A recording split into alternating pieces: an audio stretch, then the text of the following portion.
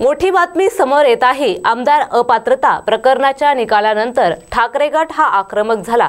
ठाकरे गटाचे खासदार संजय राऊत यांनी सडकून टीका केली, तर आदित्य ठाकरे यांनीही प्रतिक्रिया देताना जोरदार हल्लाबोल केला होता।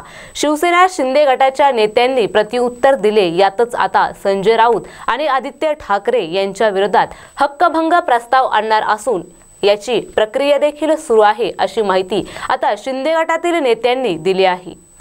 आमदार अपात्रता प्रकरणी आलेल्या निकालानंतर शिवसेना उद्धव बाळासाहेब ठाकरे गटाचे खासदार संजय राऊत आणि आमदार आदित्य ठाकरे यांनी असंसदीय भाषेत वक्तव्य केले। त्यांच्या विरोधात हक्कभंग आणण्यासाठी आमची प्रक्रिया ही सुरू झाली आहे, अशी माहिती शिवसेना शिंदे गटाचे उत्पादन शुल्क मंत्री शंभूराज देसाई यांनी दिली आहे।